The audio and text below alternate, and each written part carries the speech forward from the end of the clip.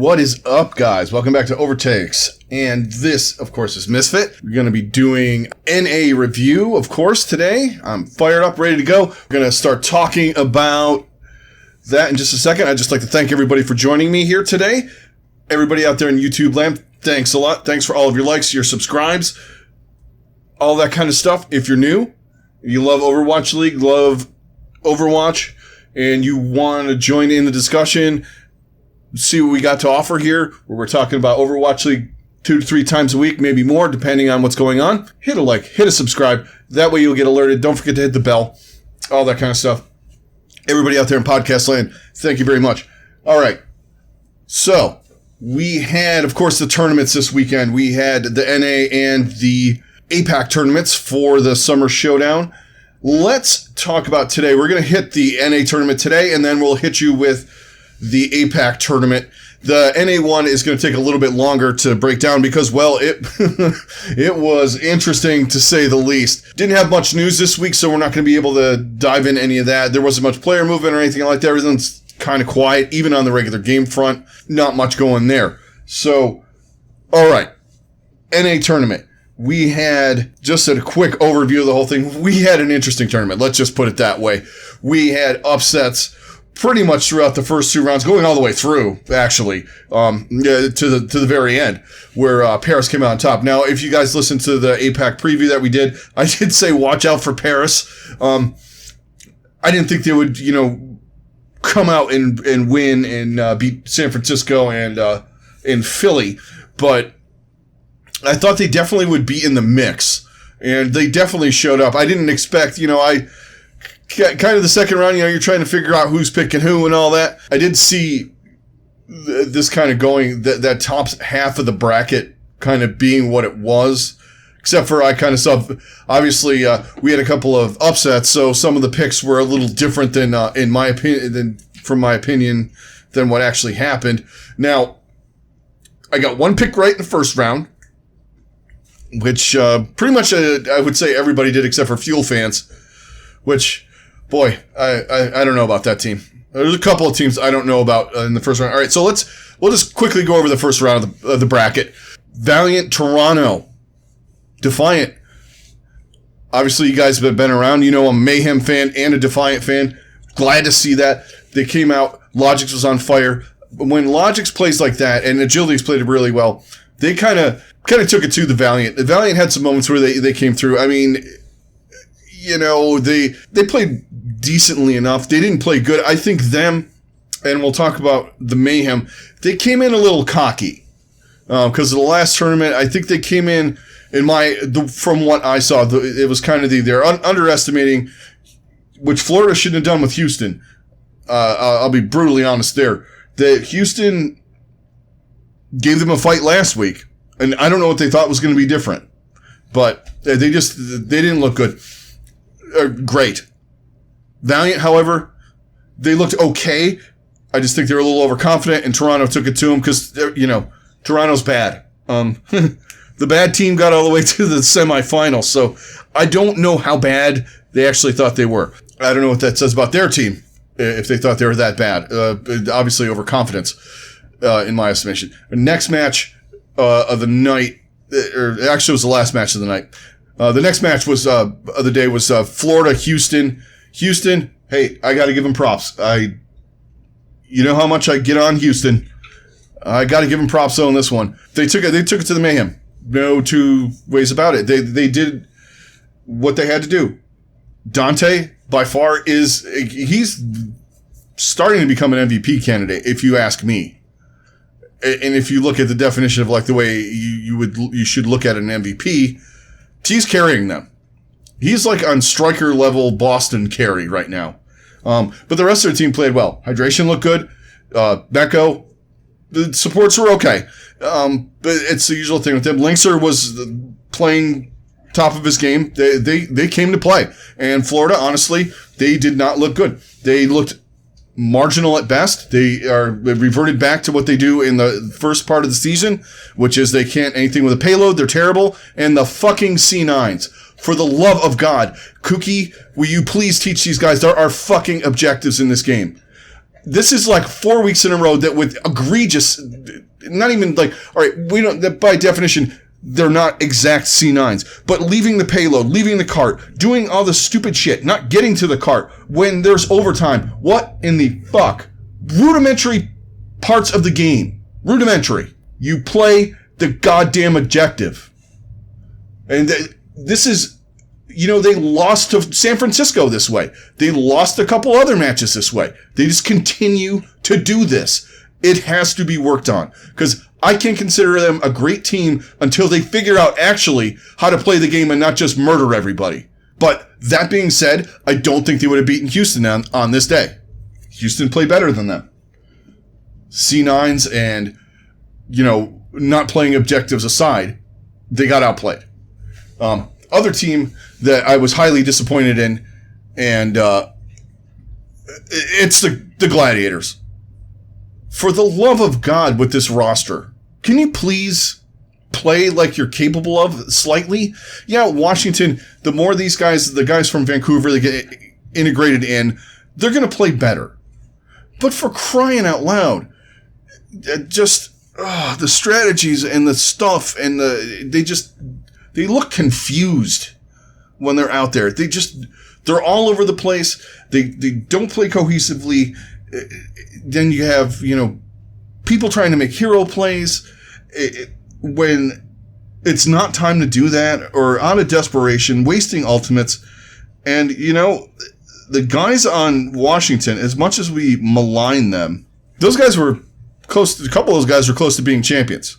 You have Arc, you have Stitch, you have Janu. These guys were on teams, no smite. These guys were on teams that won last year and in previous years. They know what they're doing.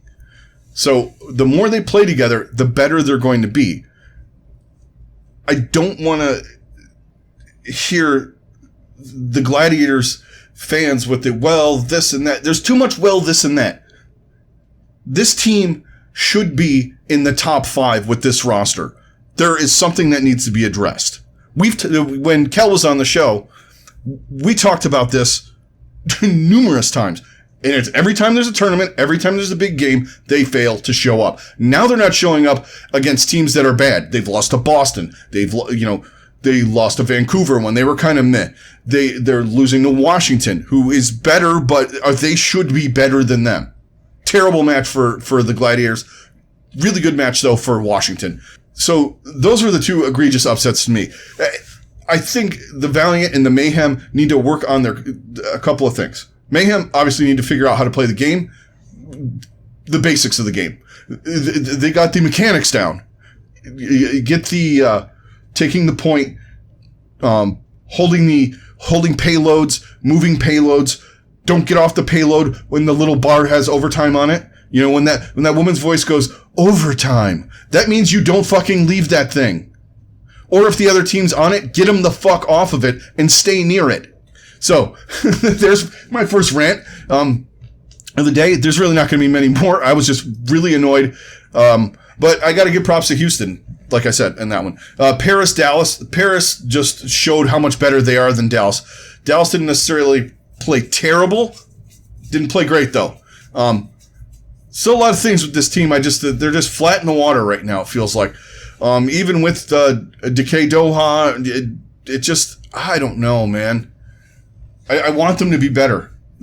It's not on the Gladiators level of egregious bad play and what the fuck are you doing? Because there are guys on Dallas that are meh, that aren't as good as, you know, guys on the Gladiators. But Paris showed up in this one, and they just took it to him. Okay, second round. Now, obviously, meta-wise, we knew what was going to happen after we watched last week. I didn't get in too much. Got a lot of Genji, a lot of Tracer, all that kind of thing. A lot of... We're seeing a little bit of variance on tanks on certain maps, but mostly you got your Orisa Sigma scenario. Brig, obviously, Baptiste.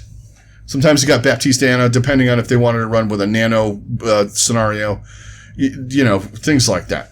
But let's move into the second round. So, San Francisco took Washington. Vancouver got stuck with Paris. Atlanta took Toronto, and Philly took Houston. Now, we'll talk about the close match. Actually, it was a really good match between Toronto and Atlanta. The Volskaya was good. Then Atlanta, some teams are absolutely terrible on Rialto. There's Atlanta just ran them up. I'm like, Atlanta's kind of coming back in this. It was kind of a back and forth. Toronto won a couple maps in a row. I was like, Toronto's showing up. And then Atlanta tied it up. And then Toronto just said, nope, not today. You had Logics and Agilities just playing at the top of their game. Nevix had a really good game. Kariv. They were dialed in, man. They looked really good. One thing that came out of this game, though, Baby Bay made a cryptic tweet, kind of. Haven't seen anything further from that, unless he was just screwing around. Kind of really wanted to win this. Really, what he tweeted out, and actually, Sideshow comment, I really wanted to win this tournament. It sucks that we lost because it's most likely probably going to be my last one. Which I find interesting because he's having a really good year. I mean, he was going off on a couple of those maps. He was just on fire. Edison also looked good. Erster looked okay. But, this is another team. Not quite on the level of bang your head into the table disappointing. But they should be able to take a team like Toronto, even when Toronto's playing their best. Not as bad as the Gladiators, though. The Gladiators I don't know what to think of that team. I mean, they had moments, Atlanta, where they played like Atlanta. They rolled them on Rialto. They had a couple of good maps. But on the whole, Toronto just played vastly better than Atlanta when it counted. And I think that's one of the things that's killing Atlanta. When it counted. The when it counted part is killing them. They beat the Shock last year in the playoffs. Granted, it was the C9 scenario. But they still were most likely going to take them there anyway, I felt. I know they had beat and all that and that, but they played that. But that was to me, that was the last good pressure situation match that Atlanta played in. Last tournament, they got wrecked by Florida. And nobody, that was when no one knew Florida was decent. They're not as good Florida's not as good in this meta, but, some of these teams like the Defiant, who have, now I had said before, you have to have a god tier Genji. No, you don't have to have a god tier Genji. You have to have a guy that can play Genji at a high level, not god tier. If you have a god tier Genji, you're going to roll through everybody in the tournament and win, as we saw. That we'll talk about that last match in a little bit. Yeah, but the rest of the quarters, I guess you want to call it, quarterfinals. It was San Francisco dumpstered Washington, and Philadelphia did the same to Houston. Those matches really weren't that close. And to me, it looked like a collision course by these two teams. Oh, and Paris won as well. I'm sorry, forgot about that one. Paris beat Vancouver, but if you look at that on paper, Vancouver was not ready for a team like Paris, I don't think. They're not quite there yet. They had a really good stage, and they shouldn't be disappointed in their finish and all that kind of stuff, all the cliches that you want to use. They played well, but Paris at this point right now is hitting full form. The form that we were talking about in February at this point that they should be at. And that was before, we knew how good FD God and Fielder were going to be, which is really two of the key things on this team. And also, I know we give Sparkle a lot of credit for a lot of, because he was absolutely an animal. But Eggsy had a lot of key pickoffs in these matches that started. He was just on Widow. He was not fucking around. He wasn't trying to chunk down tanks or anything like that. The only thing he was looking for were supports, and it was mostly the Brig. I mean, he was phenomenal as well. And, you had Soon and Nico playing some too. These guys are, this is a good team. We'll see. You'll see my power rankings next week. I'm going to do some, work up some power rankings. Let me know how you guys want to do that. I just wanted to take a quick, after we talked about the first round, we're going to talk about this, just for a second. We're going to do power rankings next week. So What format do you want to do? You want me to break them up? Do you want me to do one solid, all right, 1 to 20? I can do that. Or I can do both. I can give you my whole outlook on all of them. And some of you guys are going to be mad, and some of you guys are going to think I'm crazy. But there's a lot of things I saw in this tournament, and some of them were not my normal takes on some of these teams. I think Eggsy just hit a brig from across the room. We talked about the quarterfinals. Let's talk semis here. You thought this was the match of the weekend. The Shock and Philly, Toronto. Philadelphia was just too much for Toronto. They outclassed them. Logix did not have a great day. When Logix has a great day, they do really well. They just got dumpstered by Philly. And there was no reason to think that Philly was going to lose anything. Because Philly was like, okay, Philly is mad and they're going after this. And by the way, lest we forget, EQO is a fucking god tier Genji. Forgot about that. A couple of times that came out and pretty much took care of business. The one thing that with Genji right now with that is you could do too much, and it's not Genji himself. Genji himself is a little bit cranked up right now as far as like the damage and all that, but is of course once again the pros figuring out the broken kit that the broken part of Briggs kit that they can exploit. And that's the armor packs in the rally. The rally blade thing is dumb. You're basically sending a tank with a fucking dragon blade in there. But anyway, enough of that. So let's talk this match. Now, going in, I thought, I want to see what Paris does. I want to see if they can stick with the Shock. Everybody's mowing their lawn and running motorcycles and lawn equipment right outside my window, guys. I apologize if you hear any of that. Normal suburbia stuff. And there we go again. Apparently we're going to race up and down the street with our Harley today. That's today's noise. What I wanted to see, what they did if they could hang with them, and boy did they. And they obviously won the match. But first map was Ilios. San Francisco, I don't think ever loses Ilios, so that was, I was like, okay, Paris looked decent. It wasn't the worst. They had their best lineup in the Hanbin, Ben Best, FD God, Sparkle, Eggsy, Fielder. I like it when they play Nico and Soon in spots. I think that works really well. The one map that everyone picks Kings Row because they just love to play it. There were a couple of times on this map, Paris had no business winning stuff, and they just came out and just did ridiculous things. And they were just punishing the Shock. And the Shock, for all intents and purposes, I thought it was good. I thought we were going to keep going on that one, but they just put the clamps on them on 2 after they got point B. That corner is hard. And when you have guys like Eggsy, Sparkle, Hanbin, these guys are ridiculous. Even going up against the Shock, they just did really, really well. And they impressed me more and more. I was calling it the anti-Paris bias in the beginning of the season. I kept picking against them, but then we go to, anytime the Shock are very calculated when they pick their maps when they lose. They try to take away your best thing, and Paris got their map win. It was I thought it was going the way the Florida one went.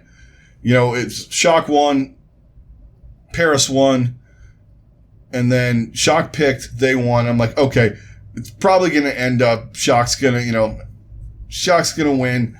And then we go to Rialto. That was just a 6-5 on Rialto. Yeah, sometimes you don't even get a 1-0. You get a 1-0 on Rialto, which we got a couple of times. Mayhem learned how to work that stuff. You work on your payloads, and please, being a Mayhem fan, I had bad flashbacks there. But yeah, the Paris just did what they had to do, and so this map was insane. As I said, Paris did what they had to do, but we had the Shock taken in, 30 seconds left. It was a great fight going there. Eggsy had a couple of pickoffs. slowed him down a little bit. Stryker was insane on Tracer, like he always is. Shock played really well. They got it in. I was like, all right, not bad. Then Paris comes around and takes it in. 2:25 left on the clock. And I'm going, are you kidding me? They just did that. They just kind of rolled them. Not super rolled them, but, they had a little trouble here and there. Slowed it down. They had some time left in the bank. And then the Shock go out and take, a minute left. They get the payload. Most of it was on overtime, too, which was insane. They get all the way, they get to 5. They get around the corner. They finally get stopped by Sparkle and Eggsy, just slowed them down. And then you're like, well, that's kind of what I thought it was going to happen. And then we get the attack from Paris. So Paris gets slowed down. They're in overtime because the Shock were playing, Stryker was all over them. And they eventually, on the last fight, they ended up switching to McCree to deal with Stryker, which proved to be pretty good. But what happened was Paris, they're pushing, and I'm watching that fight, I'm going, Sparkle's going to have Blade. So he gets ready for the Blade, and as soon as he gets ready to do it, Stryker takes out, I think he took out 2 with a pulse bomb, and then I'm like, okay, 4v6, and then Sparkle dropped the Blade, and then it was over. But yeah, and then they took the final map, and I got to give my hats off to them. They played absolutely phenomenally. The Shock played as good as they can play. There were just a couple of mistakes that got exploited. The clutch plays by Eggsy and Sparkle in this match, along with, there were some big plays by FD God. There was a lot of good stuff going on for this team. I was just amazed. I didn't think they were going to beat the Shock. They beat the Shock, and props to them. Shock are no worse for the wear, and in my opinion. I didn't think they looked bad. I think they're going to be more driven going further in, and I still think they're probably the best team in the league, especially in NA. Paris might make some noise for that. It's one match. They got a flavor of what they run with this meta, and we'll see what happens after the break if they put in the Brig nerfs and all that kind of stuff, because that's going to change this drastically. You're not going to see some of that heavy armored Genjis running around and all that kind of stuff. It still works with rallying. So let's move on to the final. Now this was, first off, it was a marathon match. And it was back and forth, everything you want in a final of any kind, in any sport. Continually everyone's like, oh, this is the best final, blah, blah, blah, in Overwatch League. This is the best tournament. They're all really good because it's a tournament style thing. There's stuff on the line. There's money. There's wins. There's all that. All of the cliches that you want to throw out. Guys play better when there's pressure on them. Whatever you want to call it. But this one, this one was absolutely ridiculous. Paris comes out and kind of dominates on the Fusion on map 1 on Lijiang. Worked him. Then this one too, we started with Soon and Nico. You're going, okay, so Eggsy and Sparkle have worked this good all the way along, and in the final, you're going to put Soon and Nico in.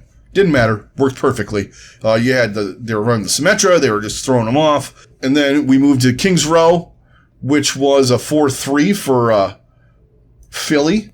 Why is it Philly's? I always feel like Philly's good on King's Row. It's like one of their maps. I don't know why I feel that way.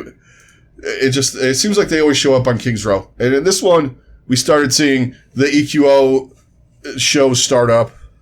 And then we saw a little bit from Sparkle on this. Philly ends up winning out in that one. So on the website, side note, on the score it has, and for the bracket it has, Paris won 8-3. No, they did not. I think they counted all 3 chunks of, I don't know what they counted on that, actually, to tell you the truth. Someone hit the 8 instead of the 4. Because they were right next to each other on the keyboard. Anyway, we had good back and forth for this whole thing. Paris, obviously, Gibraltar is made for them. Now, it did look kind of weird, though, going after map 3, where Philadelphia beat them up, or not beat them up, really. Took a 3-2 on Volskaya. On this one, we had a fantastic hold too by on Volskaya. We had a fantastic hold by Philly. EQO and Carpe were just holding them at bay. Carpe playing the Ash was just doing Carpe things, and EQO was doing EQO things, which should be frightening for everybody. He time and time again they kept throwing the lamp down, the BAP lamp. Because he was doing such crazy aggro flanks and stuff like that on Volskaya, which he can do, but he just looked fantastic. So they took that map, with kind of relative ease. It wasn't as hard as I thought it was going to be. And then Paris went on a little bit of a tear. They killed him on Gibraltar, and they 2-0 him on in map 5. I'm sorry, map 5. 2-0 on Nepal. So you're going, okay, Paris has this back. They're gonna take this. And then we had a crazy Blizzard World. And then the Blizzard World map was fantastic. There was a lot of stuff going on in that, but the map, the craziness of the Rialto map, the 2-1, which, like I said before, that's why that map was so crazy with Paris and San Francisco, the 6-5. You don't see that on that map. We had a 2-1 here, and it was fantastic. I mean, both these teams are holding each other, and then we had, of course, the crazy. So the sequence of events. Philly going in on their push. They have been held the whole time. They're starting to finally get the payload moving. They get around the corner. Exy goes on a flank. Low key. Big pickoffs in this match and this whole tournament, Eggsy with the Widow. He goes around, he takes out Boombox, and I don't know how he hit the shot, but took out EQO. So they had to go reset with, I believe there was like 45 seconds left somewhere in there. Less than a minute. They have to run around the corner. They're scrambling to get back to the point. They get back, they set up. Eggsy takes out Carpe.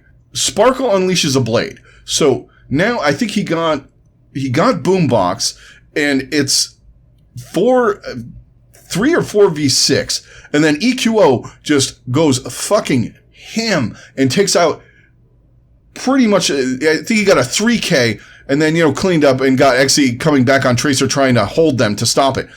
Just an unbelievable play by EQO. It was just ridiculous. The Genji play, watching these two guys go at it with Genji was just phenomenal. I like Genji play. It was a little much and a little OP, but it was fantastic to watch. It was fun. And then Paris put the clamps on, held them, and won. It was just an unbelievable match, and props to Paris. Look, this team had promise at the beginning of the year. We all talked about that. And it was at this point where, like, once Sparkle gets in, we didn't know it was going to be a magic sequence of events where we'd have hero pools, and they would have buffed the shit out of Genji, and they would have figured out, well, we're throwing armor packs on Tracer. This buff Genji, we throw it on that, and it's just even better. It helps when you have that. But I think Sparkle's one of those guys that could play Genji without that. So we'll see what happens in the weeks to come, what we got going on. But congrats to the Paris Eternal. They played phenomenally. Their strategies and stuff were great. They had big clutch moments where these big guys come and do their thing. Philly did Philly things. They lost, but you know what? I think Paris was just better on the day. I don't think it has anything to do with them choking, any of that kind of thing. I think that Paris just did what they did to the Shock. They just beat them. Yeah, so we'll see, what happens with that. We'll see what happens coming up in the next, for the next tournament and all that kind of stuff with Paris, where they land, what they do, if they, there are any changes, if they get any of the, the patch changes, any of that kind of stuff that could sway the meta, any kind of hero pool to sway the meta. That is going to do it for the wrap up of the NA tournament, guys. Thank you very much for joining me. And as always, I appreciate all of your likes, subscribes, listens, and all that kind of stuff. Most importantly, feel free to comment down below. Let's talk about this. Let's talk about, what you thought of the NA tournament. Also, if you guys are new to the show, hit a like, hit a subscribe, hit the alert bell. So when I throw videos up a couple times a week, we're going to be doing all kinds of different Overwatch League content. So be sure to do that. Also, everybody out there in podcast land, thank you very much. Greatly appreciate it. If you could throw a rating on iTunes, that would be fantastic. Otherwise, I hope all you guys have a great rest of your day. Stay safe. This is Misfit checking out, and I will catch you on the APAC review, APAC Summer Showdown review.